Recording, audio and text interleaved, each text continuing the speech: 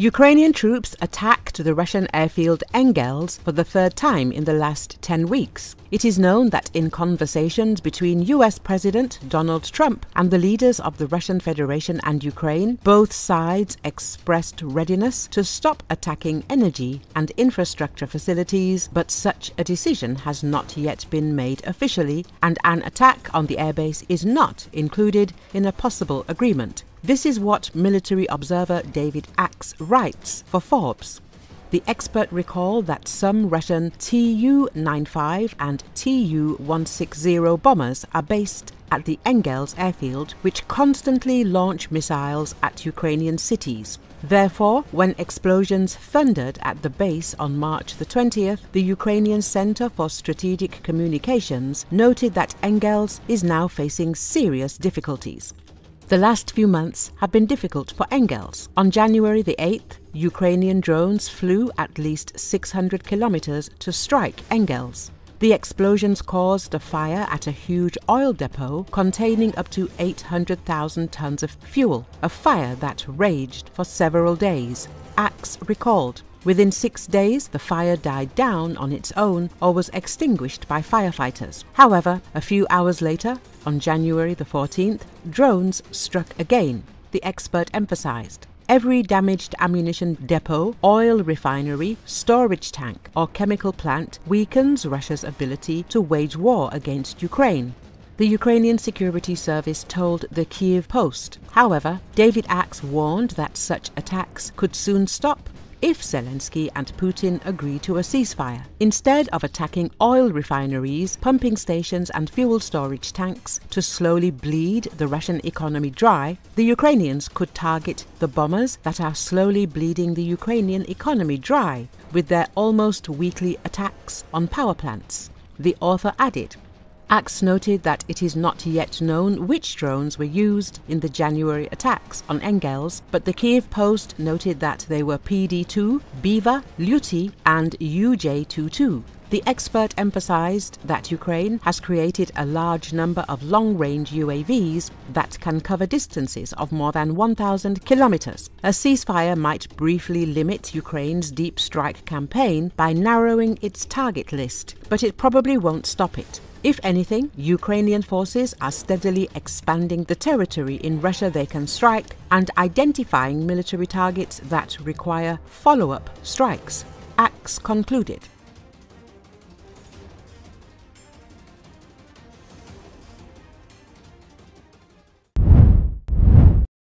President Donald Trump said Thursday a deal providing the U.S. with access to Ukraine's rare earths is back on, and again close to being signed. One of the things we are doing is signing a deal very shortly with respect to rare earths with Ukraine, he said in the White House East Room. According to Associated Press, Trump's comment came during an event marking plans to shutter the Education Department. He said he'd signed a separate order increasing critical mineral production domestically and overseas. Ukraine President Volodymyr Zelensky came to the White House last month to sign a critical minerals deal.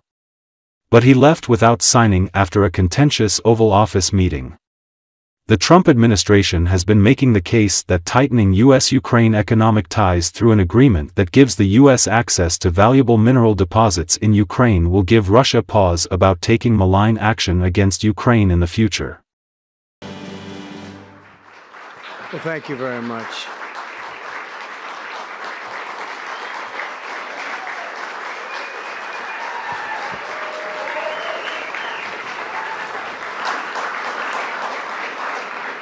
And moments ago, I also signed an executive order to dramatically increase production of critical minerals and rare earths. It's a big thing in this country. And as you know, we're also signing agreements in various locations to unlock rare earths and minerals and lots of other things all over the world. But in particular, Ukraine, we're doing very well with regard to Ukraine and Russia. And one of the things we are doing is signing a deal very shortly with respect to rare earths with Ukraine, which they have tremendous value in rare earth, and we appreciate that. And we spoke yesterday with, as you know, President Putin and President Zelenski, and we would love to see that come to an end. And I think we're doing pretty well in that regard. So hopefully we could save thousands of people a week from dying. That's what it's all about. They're dying so unnecessarily. And I believe we'll get it done. We'll see what happens, but I believe we'll get it done. Today we take a very historic action that was 45 years in the making. Russian troops in the battle for Sudza of Kursk region used blue ribbons to disguise themselves as Ukrainian servicemen. A story about this was aired on the Russian state-owned Channel 1. A couple of days before the assault, an important package arrives. Blue armbands, like the enemy's, for camouflage, the story says. Notably, using the enemy's uniform or insignia to deceive during combat is considered a war crime.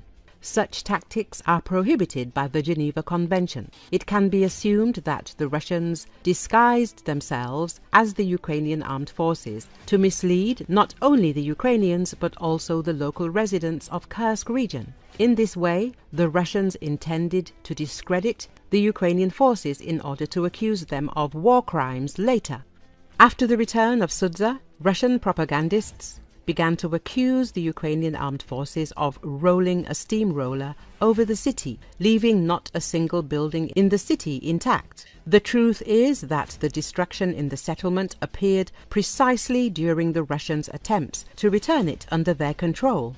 The Russian armed forces have been bombing Sudza with aerial bombs and artillery for the past 6 months. Military expert Yan Medvedev drew attention to this on Telegram. The Ukrainian armed forces captured Sudza in 2 days with virtually no resistance.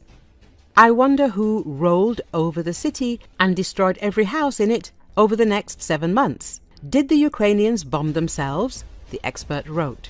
Recall, North Korean troops have played a pivotal role in Russia's recent advances against Ukrainian forces in the Kursk region. Kiev has assessed a move aimed at cutting off logistical supplies and isolating Ukrainian soldiers.